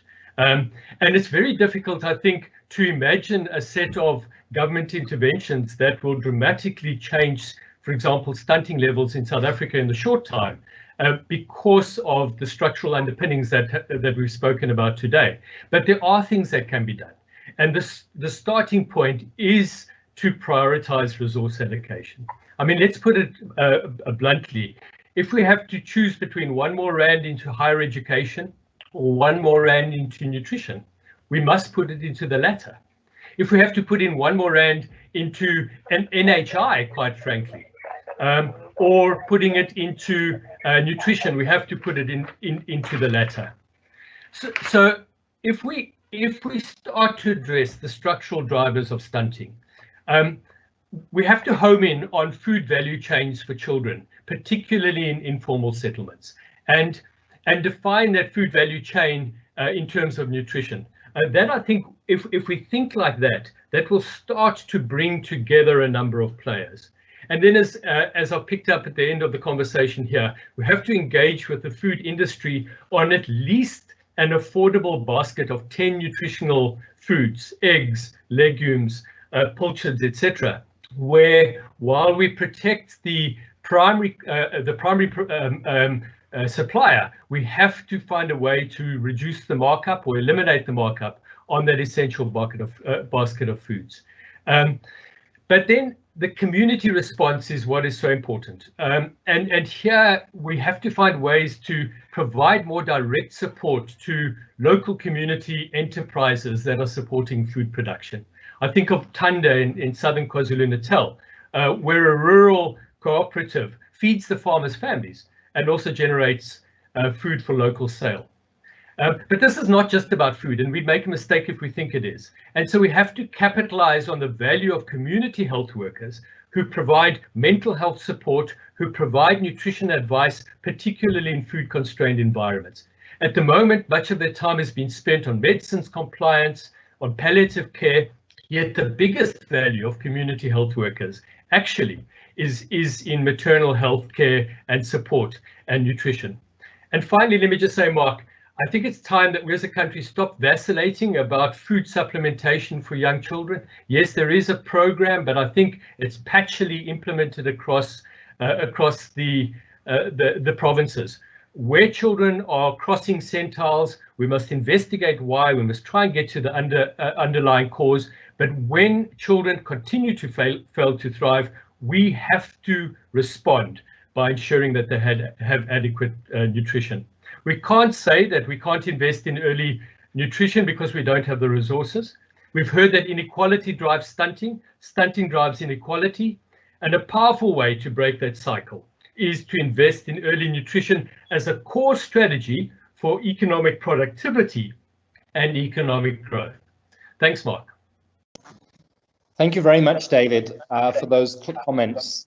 They may have come at the end, but they were very, very important, and I think they are headline issues about how we deal with this crisis, how we deal with the slow violence of malnutrition that has been the subject of our discussion for the last 2 hours. Before I hand over to close, I do want to read 2 questions which I think are pertinent to what you've just said, David. They may not be possible to answer them now, but I'll table them. Sandy says, why do government and other institutions not work closely with NPOs who are working within the communities to relieve malnutrition? We do very regular M&E visits, so surely NPOs would have much needed information. That would be a question for Thulani. And another question also for Thulani. Many speakers spoke about the constant rise in food prices, pushing more and more families below the poverty line. Has government considered regulating the price of basic food items? And also, shouldn't zero rate VAT of healthier food be of healthier foods and not just of brown bread and maize meal? I guess 2 very important questions in the shadow of next week's budget. But I'm just leaving those questions hanging for government because we've come to the end of our time for this morning, and I want to thank everybody who has stayed with us for the last 2 hours. I want to thank the Children's Institute and all the researchers involved in putting together a resource of so much value and of so much importance and information. And on that basis, I think it's fitting to ask Professor Shanaaz Mathews, who's the director of the Children's Institute, to say the last closing words to bring this launch to a close. Professor Mathews, thank you very much for the work that you've done over many years. Thank you for steering this child gauge to birth today, and thank you for your closing comments now. Thank you. Thank you, Mark, and thank you for, my sound is on, right? Thank you for holding the program together today. In closing, I've been asked to do a vote of thanks, and Mark has started doing that, but I just want to reflect on 2 things. I think something Muriel had said in her address this morning, that the failure to address malnutrition is too costly for a country like South Africa, and I think that's incredibly powerful. And this morning we've heard about the impact of malnutrition. We've also heard about what needs to be done in order to turn this around, and I'm hoping that government this morning takes out of this some of the messages that are coming out of the child gauge, and very clearly it's not just an issue for government to deal with, but also for private sector as well as the non-governmental sector to deal with. I want to end off by just acknowledging and thanking that this book will not be possible if we did not have the leadership of our editorial team. So a huge thank you to Professor Julian May, Dr. Chantell Witten and Laurie Lake for your intellectual leadership. Without it, we wouldn't have this book today. But most importantly, also to mention that the book was made possible by about 60 authors as well as reviewers, and their intellectual contribution to make each chapter possible would not allow us to be debating and discussing what's in the book this morning. I also want to acknowledge that we've had a solid advisory committee this year, and they provided an immense amount of guidance and expertise in shaping each chapter in order for it to portray a narrative that we're able to unfold today. And behind the scenes, the Children's Institute team have been supportive, although at a distance. And I think Laurie started off by saying this was a very unusual year because most of the work that was done on this child gauge was done during some phases of hard lockdown and different phases of the pandemic, which has been an incredibly difficult journey because most of our attention have been towards fighting the pandemic and addressing the pandemic in different ways. But nevertheless, we were able to produce an amazing book, and I'm hoping that not just, you know, that our guests here today are not just, you know, part of a launch, but able to integrate the information that's in the book into your work over the next coming months, and use it in order to move the agenda on food security and malnutrition forward. Last but not least, I also want to thank our partners who, without your support and continued support for a number of years, this book would not be possible. In particular, UNICEF have been with us in producing this child gauge for about 10 years. We've had the Centre of Excellence for Human Development, as well as this year the Centre of Excellence for Food Security, who've come on board to be a partner. We also have Tutua Community Trust at Standard Bank, who's been our partner, and this year DG Murray Trust have come in. And without your support, we would not have been able to produce this book. Importantly, also, our speakers today, a huge thank you. We've had an amazing lineup of speakers, from our Vice Chancellor, Dr. Mamokgethi Phakeng. Thank you for a really warm introduction to today's launch. To the First Lady, Dr. Tsepho Motsepe, your introduction to the child gauge this morning have provided us with some insights into what government's thinking, as well as laying the foundation for the importance of this issue.